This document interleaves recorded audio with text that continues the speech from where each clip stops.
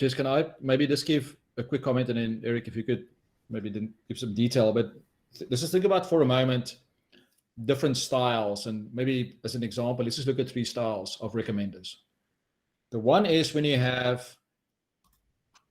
a few customers, or relatively speaking, a few customers that have got many options. The next one is when you have many customers that only have a few options. And then you have one where you've got many customers with many options.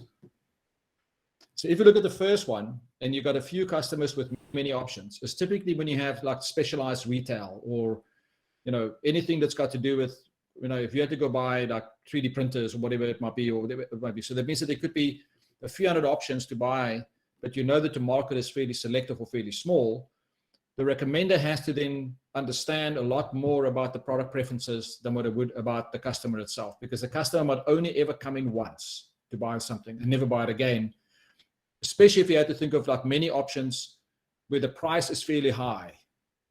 That means that if the customer is only engaging with you once and they're only going to come back in a year from now, there's no continuous understanding of their behavior.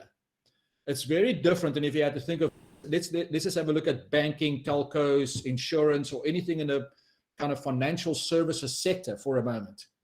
You've got a fairly large number of clients who engage with you continuously and whose product preferences are normally fairly narrow. So that means if you have somebody, how many times do you open up a credit card with the same bank? How many times do you open up a savings account? How many times? So that means that what you find now is that your recommender shifts its behavior almost entirely. And that's why a lot of the classical, if you think of this collaborative filtering and so on, methods just don't work, because you need to have far more of an understanding as to how you're going to activate the client, because your revenue and what you're trying to achieve with the recommender is to get a person to be more active. So take as an example, not to sell them another current account or another credit card, but to get them to spend more with the existing credit card.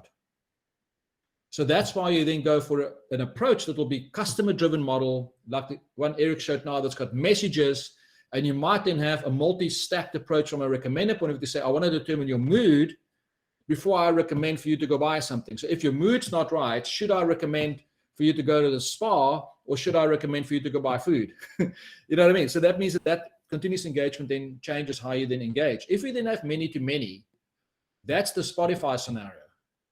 So that means that if you then understand, let's just say that you've never been on Spotify or on a music channel like that, and there are 40 million titles and there are 40 million customers. How are you going to pick from 40 million options which ones are the best for you? So what you attempt to do is to test with a person or the user signing up with you about some contextual preferences first. That's why you set what's known as a contextual variable, and we can show you later how you do that. When you set a contextual variable, you narrow it down based on what that person thinks they know about themselves.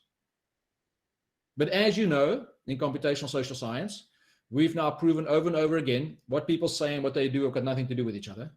So that means that you're going to then pick something that is exactly what they ask for, but only for some of the time. But now let's just say that let's say you say you only want to listen to 80s, and we recommend only 80s music, and you listen and then you stop listening. What you still want to do is then recommend rock, jazz, R&B, and get further and further away from people that normally listen to that kind of music. And let's just say that you start liking and listening to music that is far removed from your initial preferences. It opens up the options for you. So that means that it's going to keep on sending you content or recommending something to you that's based on the fact that you prefer higher degrees of novelty. But if you're the person who only ever listens to one genre, one style within one context, you will then make sure that you narrow it down a little bit. You will only say 5% of the time, or maybe even 2% of the time, recommend something that is far removed from the main tunnel of what the person normally will. And also means that if the person is not interested in novelty, you might recommend something that they've already listened to a month ago. Because as you know, in media, nostalgia is an enormously important property to measure. Because people listen and get excited by actions on nostalgia. But when you use your bank account, and I want to recommend for you to spend money, not many people get nostalgic about putting in fuel in a motor car. So that means that you need a different style of thinking about how you would configure that. But I mean,